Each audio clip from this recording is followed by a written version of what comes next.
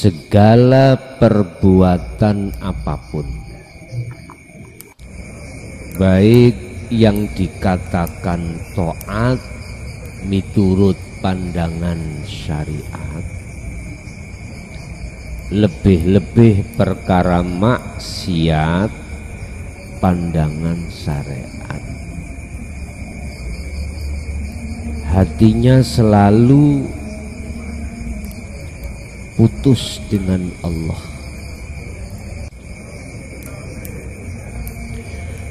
Ketika saat dirimu, hatimu sudah bisa menerima petunjuk-petunjuk, pitutur-pitutur yang berkenaan dengan makrifat pada Allah, maka jangan sampai lupa terhadap orang dekatmu, anak, istri, atau suami atau saudaramu. Mereka dalam posisi menjadi budaknya hawa nafsu hatinya. Saya katakan sebagai budaknya hawa nafsu itu segala perbuatan apapun, baik yang dikatakan taat miturut pandangan syariat, lebih-lebih perkara maksiat pandangan syariat. Hatinya selalu putus dengan Allah. Hati yang putus terhadap Allah itu tetanda kalau ruhaniyah itu menjadi budaknya hawa nafsu. Bentuknya hatimu ini akan mengakui atas diri makhluk yang segalanya. Sumber perilaku apapun hatimu akan beriman datangnya dari makhluk. Tatkala ini kau biarkan, pasti akan memunculkan buah dari satu amaliyah yang didasari dari nafsunya sendiri, yaitu takabur. Sing ngalim takabur karena ilmunya, sing kaya takabur lewat hartanya.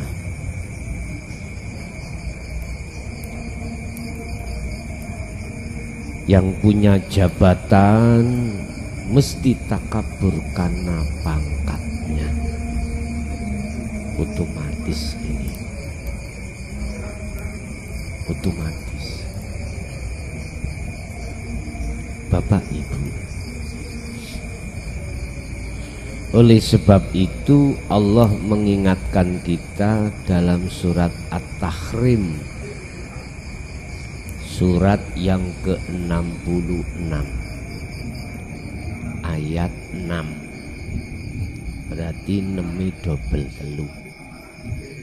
Surat yang ke-66 ayat 6. Ya ayyuhalladzina amanu, eling-eling wong sing iman. Yang dipanggil iku wong sing iman. Mengapa kok ya dipanggil, apa sebabnya? Tidak. imanmu itu sebab masih terhadap selain Allah sejatinya. Imanmu hanya sebatas di lisan tapi hati pada makhluk. Contoh,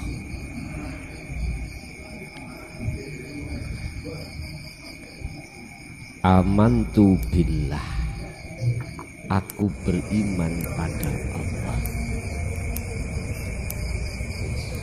Bentuk imanmu pada Allah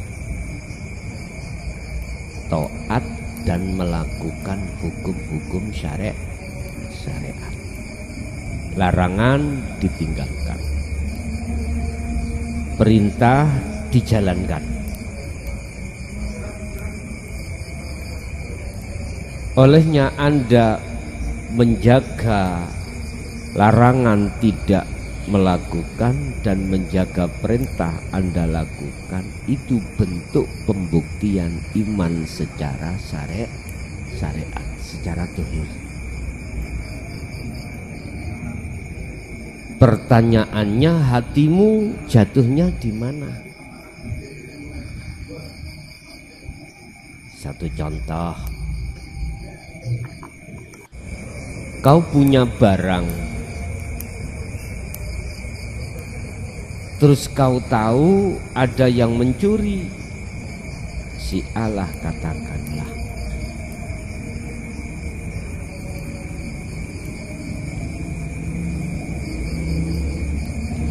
Jatuhnya imanmu di mana? Coba. Makhluk apa Allah yang melakukan? Tapi lantas jangan terus Allah kau tuduh mencuri, enggak. Kan kita sudah sepakat umat Islam bahwasanya walillahil masyriq wal maghrib, semua kepunyaan Allah. Masa sih Allah nyolong? Kan miliknya Allah. Cuman kita aja yang ngaku. Akhirnya timbul kalimat pencuri. Si A mencuri, lah itu karena kita ngaku. Lah, tatkala hati ini jatuhnya iman yang berbuat itu adalah si A, maka jelas iman kita bil lisan fakot, dengan lisan aja, akan tetapi walakinna fi qalbika, di dalam hatimu itu wa ma hum bimu'minin, tidak beriman. Kan gak sinkron, Pak. Kita sudah mengatakan semua apapun dari jagat etan timur sampai jagat barat milik Allah. Kita kan sudah tahu kalau semua apapun itu makhluk tidak punya daya upaya kekuatan apapun. Semuanya terjadi illa billah. Tapi mengapa ketika saat jatuhnya ujian tersebut kita berimannya selain Allah, selain Tuhan?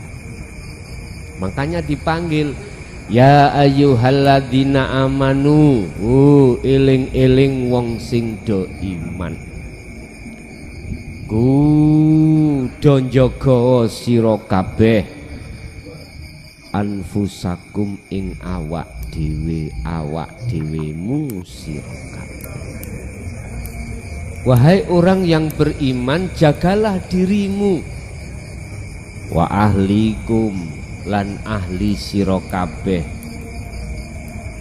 jaga sangka apa naron ing geni neraka. Bahasa syariat.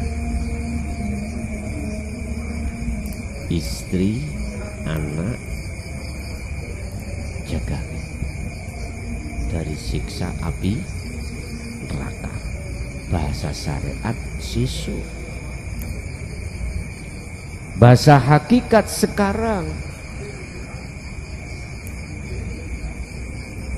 Oleh sebab itu judulnya pada malam hari ini adalah neraka atau surgakah hatimu? Tergantung.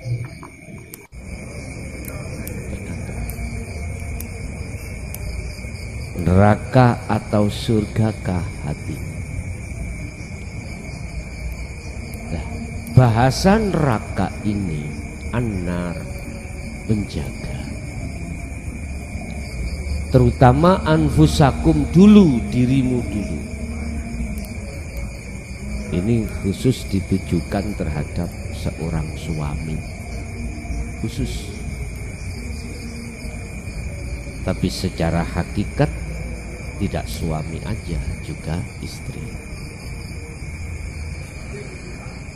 Dikatakan Anda menjaga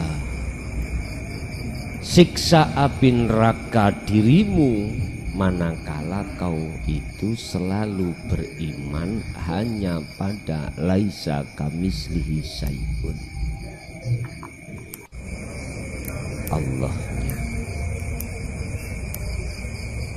bukan makhluknya. Dalam arti segi apapun yang terjadi pada dirimu atau yang keluar dari dirimu, imanmu tetap harus merasakan dan mengimani datangnya dari Allah. Angel Gus ket bayen angel bahasa ini Gus, alasan nafsu kita sendiri aja ngomong gitu. Angel Gus, wong kula masih banyak utang, alasan nafsumu sendiri. Kuwi gak terasa. Anakku masih kecil-kecil, besok aja. Berlaku seperti itu. Masalahku masih banyak, besok aja. Bapak Ibu, yo mandar, masih ada kesempatan.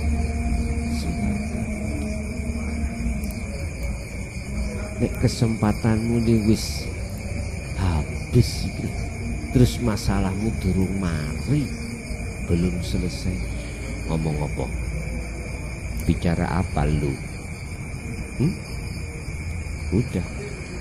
Qad khasiral ladzina kadzabu. Rugilah kau. Jadi maksudku anfusakum itu Anda selalu menjaga zikir. Dengan zikir itulah yang akan mengarahkan selalu hatimu koneksi terhadap Allah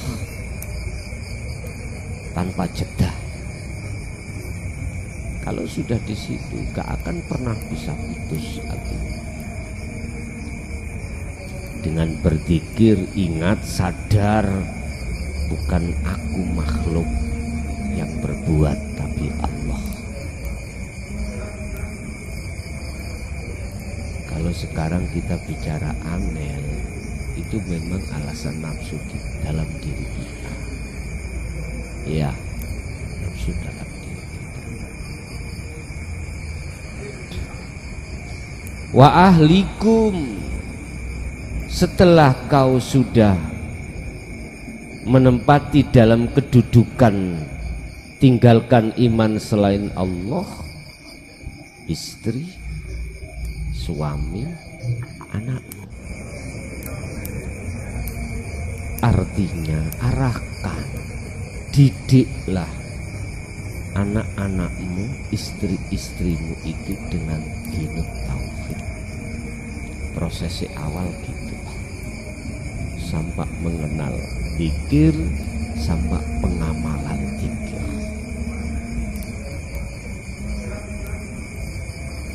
Iki miturut surat At-Tahrim, surat yang ke-66 ayat 6.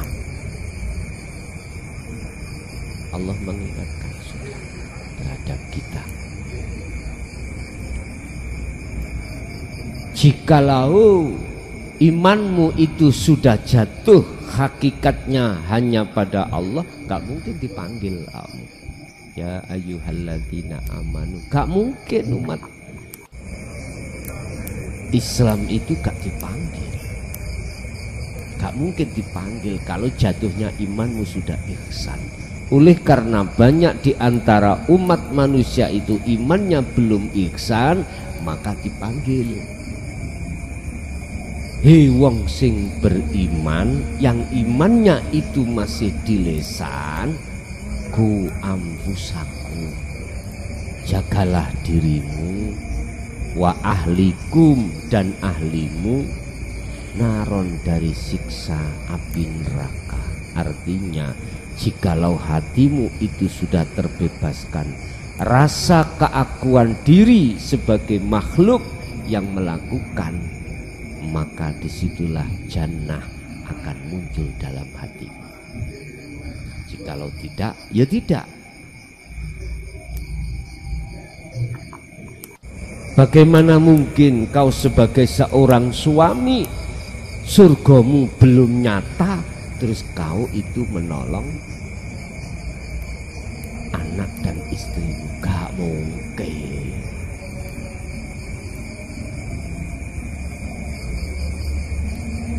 Gak ketemu nih ngakal, Pak. Umpama saya ada di neraka, nulungi kamu di neraka untuk ke surga. Gak mungkin. Mestinya yang bisa menolong itu di surga, menolong yang di neraka baru. Lah wong saya nggak bisa naik ke surga kok. Saya mau menulungi Anda ke surga, akal gak masuk. Bahasa akal padahal, apalagi bahasa iman. Oh disungguh ini pipi punya ditabok, bantah.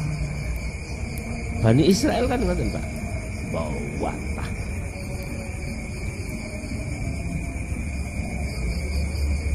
Oh dirimu lu gak sempat untuk menolong bisa dirimu sendiri, gitu aja mau menolong yang lain.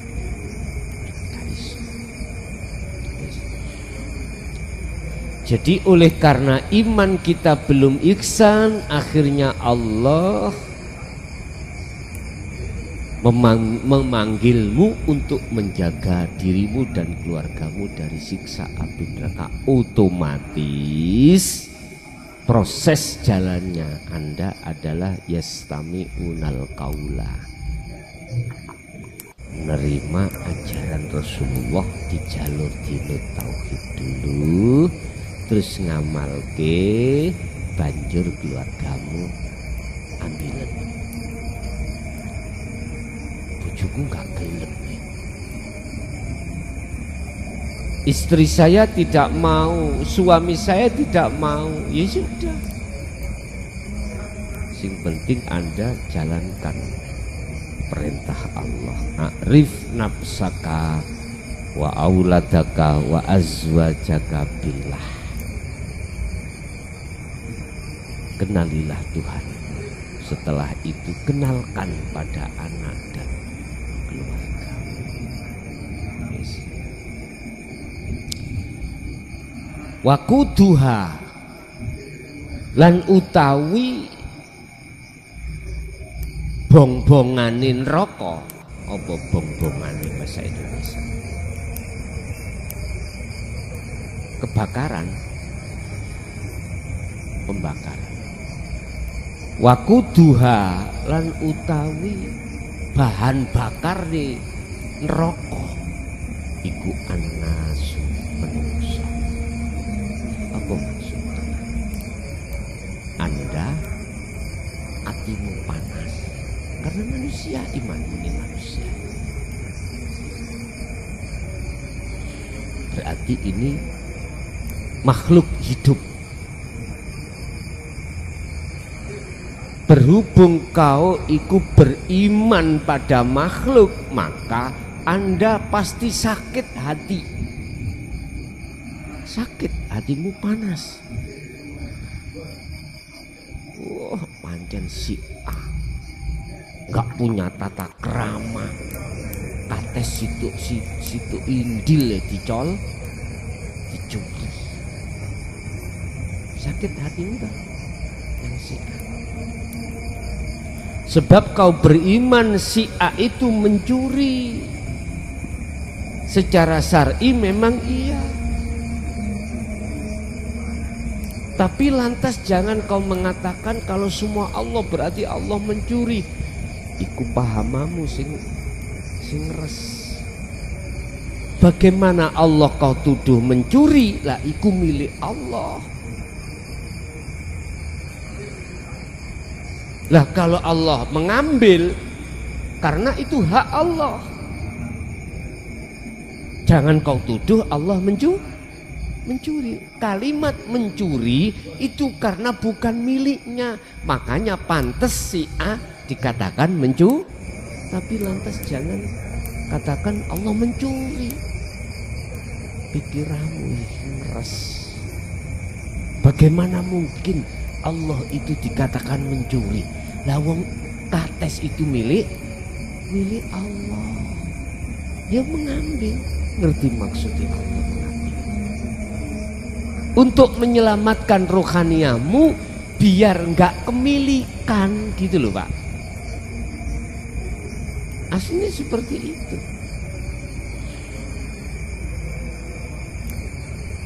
Harta benda yang kau dapatkan yang katanya dari keringat Anda, akhirnya kita akui harta kita. Manakala suatu saat Allah mengambilnya, itu berarti Allah menyelamatkan rohaniahmu supaya tidak kemilikan. Tahu kemilikan? Merasa memiliki. Allah tidak akan mengambil kalau kau tidak merasa memiliki. Itulah amanah. Allah tidak akan mengambil kalau Anda tidak merasa memiliki. Waquduhan nas, benar. Jadi bahan bakarnya neraka itu adalah manusia. Jatuhnya hatimu oleh karena beriman pada makhluk yang bernyawa disebut manusia, maka kau sakit hati. Sakit hati. Apalagi bisnismu dirusoni. Apa dirusoni Pak? Hah? Diganggu. Akhirnya Anda rugi besar. Mesti sakit. Sakit hatimu terhadap manusia berarti kau dalam hatimu itu ada neraka, ya manusia itu bahan bakarnya. Wal hijaratu, ya termasuk piro-piro watu. Iki makhluk yang tak bernyawa. Jenengan mlaku berjalan di jalan, kakimu kena paku atau kesandung watu, gimana? Mancep nanggone kaki, paku ra melok-melok kok oncal kok bau. Langen ya? Udahlah Pak. Waquduha, bahan bakar dari batu, artinya makhluk yang tidak bernyawa itu bisa menjadikan hatimu itu sakit, panas. Duit enak-enak ya, kita kesak lah kok dicopet. Berhubung ono duit, copetnya nyolong, sakitmu dua, sakit nanggone orang sing nyopet, juga sakit pada uang tadi. Coba kalau sakumu nggak ada uangnya, kan nggak dicoba, kan nggak sakit ada. Makanya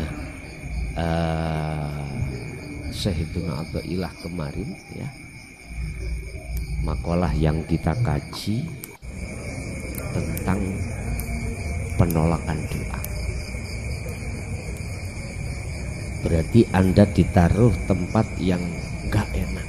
Nah itu mudahnya Anda untuk koneksi pada Allah di jalur itu, karena di situ nafsu tidak mau, maunya itu yang enak-enak. Alaiha iku tetep ing atase nar, artinya kang jogo nar al malaikatu utawi malaikat. Sing jaga neraka iku malaikat, sing sifate malaikat itu adalah giladun. Wah, kereng. Apa? Kereng. Kejam. Kejame duduk-duduk. Ya apa niku? Pol kejame. Ngoten. Sidadan nemen, kang nemen. Terlalu. Jadi malaikat sing jaga, yang menjaga neraka itu makhluknya itu kejam, bengis, luar biasa. Jadi ini katanya siapa itu? Sayyidina Umar ku kewajab. Lu masih kejam. Sayyidina Umar itu kan gengi wong kafir toh Pak, asal kafir Quraisy. Orang kafir Quraisy satu pun tidak ada yang berani terhadap Sayyidina Umar. Ketika saat Sayyidina Umar itu menjadi gengnya orang kafir, katanya Abu Jahal, Abu Lahab tokoh takut dengan Sayyidina Umar gak berani. Umpama sore-sore beliau itu jalan-jalan di gang-gang, pada saat itu orang-orang ada di depan rumah langsung melebu ditutupi omah, saking wedi ini.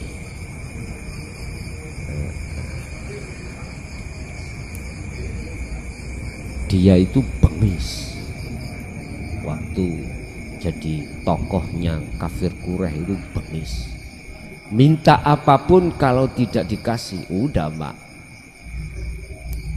nyonyor kabeh. Tahu nyonyor kabeh? Apa ya? Nyonyor kabeh. Udah babak belur, gak ada yang berani. Memang beliau itu diletakkan Allah sifat kuat, sampai kaum kafir Quraisy semuanya itu nggak ada yang berani, nggak ada yang berani. Akhirnya dakwah Rasulullah awal-awal itu adalah sembunyi-sembunyi Pak, door to door, nggak berani terang-terangan, sembunyi-sembunyi dakwahnya. Lah, tapi ketika saat Sayyidina Umar itu mendengar Abu Jahal dan Abu Lahab menghina Muhammad, wong ini ponaannya.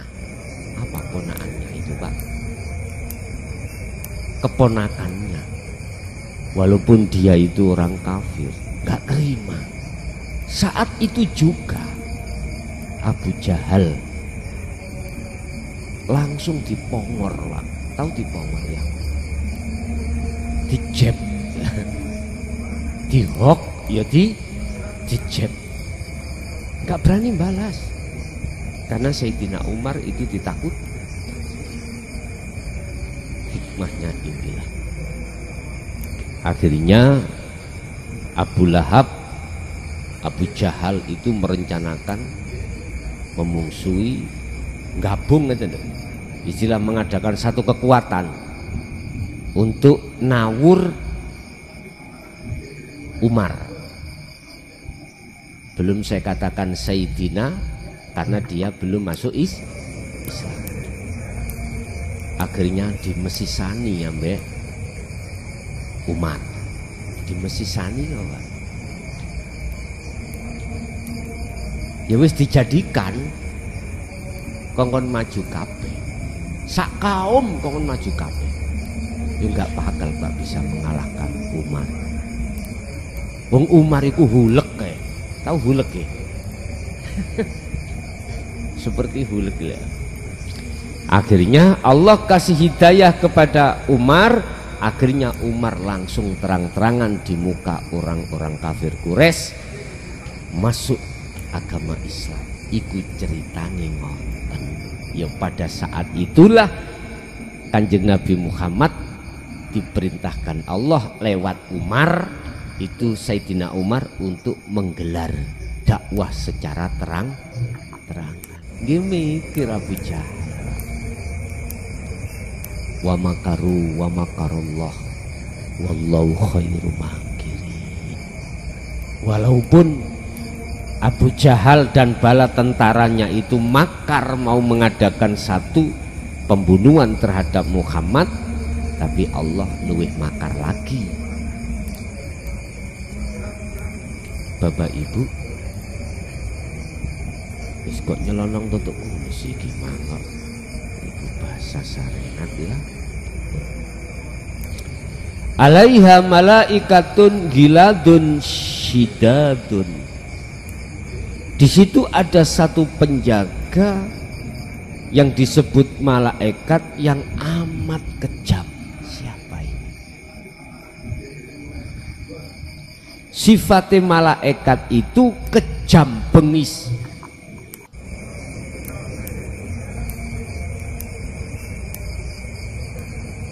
Dula ya suna apa itu? Motone is moto papat yang itu.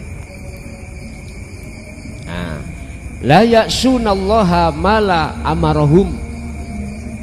La ya'suna ora bakal bantah sapa malaikat Allah ing Gusti Allah. Malaikat kejemising seperti itu tidak pernah membantah terhadap Allah ma ing opo amarokum kang merentahaki sapa Allah, ma amarohum kang merentahaki sapa Allah hum ing malak. Malaikat itu tidak pernah bantah apa yang diperintahkan Allah. Perintah apa? Nyiksa atimu lho, akhirnya atimu dadi ati sing panas. Manakala kau mau keluar, nggak bisa keluar, nggak bisa dari siksa Allah. Hatimu yang panas nggak bisa keluar sesuai dengan kesalahanmu. Selama kau melihat si A, selama itu hatimu sakit. Udahlah Pak, sampai kapanpun gak iso hilang, kecuali Anda berbalik iman. Jangan iman pada makhluk, imano pada Allah. Jadi Anda disiksa itu sebetulnya Allah menunggu sadarmu dulu bos. Selama Anda nggak sadar, selama itu Anda disiksa terus. Habis lewat si A, dilewatno si B. Habis si B, dilewatno si C. Innama amwalukum wa auladukum fitnah. Secara syariat dikatakan anak istri harta bendamu itu adalah ujian. Bahasa syariat artinya diuji awakmu itu apakah imanmu jatuh pada si makhluk, istri, suami, atau anak, atau harta, atau jatuhnya pada Allah. Makanya Anda disakit no Allah, hatimu itu panas, itu Allah menunggu kesadaranmu. Anda tidak akan sadar manakala Anda tidak mau mengikuti ajaran ini, ajaran Rasulullah ini. Ya silakan, kalau kau suka di neraka terus ya silakan, silakan. Tapi Allah masih sayang padamu, ditunggu awal, ditunggu.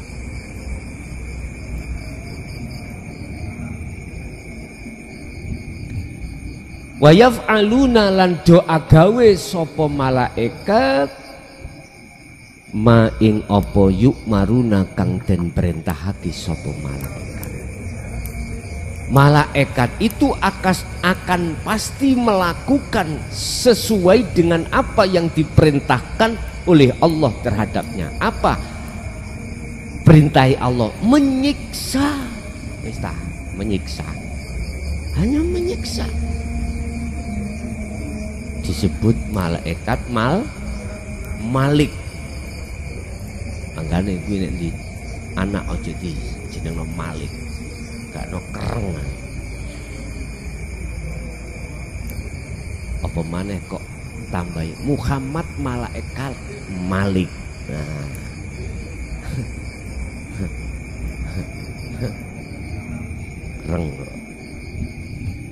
Kereng dalam satu sisi, tapi kerenge api jalakno perintah.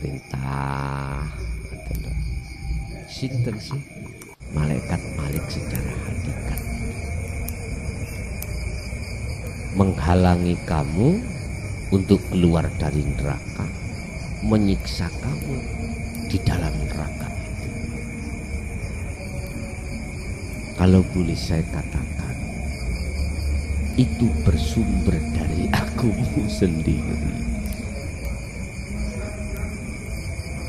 Kok gak, kalau tidak kuwi ngaku-ngaku, aku yakin kamu tidak akan tersiksa. Udah, kula niki sudah kadung di dalam neraka. Sudah kadung ya Pak. Sudah terlanjur di dalam neraka. Bagaimana caranya? Petunjuk saya bisa keluar dari neraka itu. Jawabannya simpel. Ubah iman. Yang tadinya beriman pada makhluk, sekarang kau harus beriman pada Allah, pada Tuhan. Otomatis Bapak Ibu, prosesnya pertama, kau harus cari guru akhirat. Kedua, kau harus dengarkan dinu tauhid. Ketiga, kau harus mengamalkan dinu tauhid itu dengan terus menerus.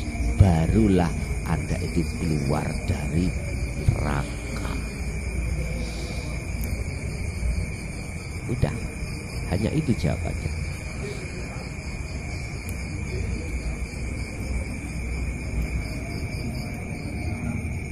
Saya sudah 23 tahun ini Allah tugaskan untuk menyampaikan hal itu. Walaupun awalnya sembunyi-sembunyi di dalam gubuk, ya, hanya orang berapa. Di dalam gubuk nanti kalau ada orang sliwer meneng. Nanti kalau sudah tidak ada orang bicara bersih. Bahasa yang ku sampaikan tidak terang-terangan, ku sampaikan dengan bahasa isyarat. Saya tanya, selama 5 tahun itu jamaah paham? Japai lo godek. Rasanya hatiku jongor rawan. Aku biyen yo koyo ngono. Ya wis, kejem Pak, jenengan datang gak tepat waktu mesti dihukum. Macam-macam hukumi. Kadang dikon nguli seminggu gak bayaran, kadang dikon melaku teko omah tutuk gini. Bayi saiki wis enak ya, wis ngombe diombeni, mangan kari ngemplok. Artinya ilmu ini sudah tidak memakai bahasa isyarah. Ibarat nasi wis mateng, mangapo cocotmu, ngono kari ngono. Wong ngono ae umat iku sik akeh sing mingkem gak doyan. Apalagi dengan bahasa dulu Pak, 2000 sampai 2005 belayu. Sekarang lu enak, istilah nasi sudah matang. Nek dulu istilah bahasa belum jadi beras Pak, padi dikasihkan, maksudnya kili sego pangan. Ngono mikir akale, ya nek aku unta mangan wit-witan, padahal iki pari tanduran nanti akan menjadi beras. Dengan begitu bisa kau masak, kau makan. Sekarang enak sudah, enak sudah. Lengkap aja berapa hari sih Pak Ramadan? Paling suwe 15 hari ke? 15 hari. Wejangan khusus tentang dino tauhid. Habis itu langsung laku, meringkas waktu. Bapak Ibu hadirin jamaah rahimakumullah. Oleh karena keakuan diri kita sebagai makhluk yang muncul itulah, maka Allah mengutus utusannya yang namanya malaikat Malik jatuh di dalam ruhaniyahmu, itu yang menghukum. Bahan bakarnya tadi manusia dan batu. Ya makhluk, baik makhluk bernyawa atau tidak bernyawa, atau benda mati. Karena kau imani sendiri. Nah, untuk keluarnya itu tadi, Anda bisa keluar dari siksaan itu, maka tahap-tahapan tadi yang kukatakan di depan lakukan. Mumpung Anda masih ada kesempatan. Tapi jikalau Anda sudah meninggal, udah nggak ada kesempatan lagi. Tinggal kau menyesali di kemudian hari. Ya Allah, kembalikan saya ke dunia walaupun sesaat, saya tak akan bertobat. Sudah tak bisa. Matahari sudah muncul dari arah barat. Udah, itu namanya pintu tobat sudah ditutup. Itulah yang disebut kematian.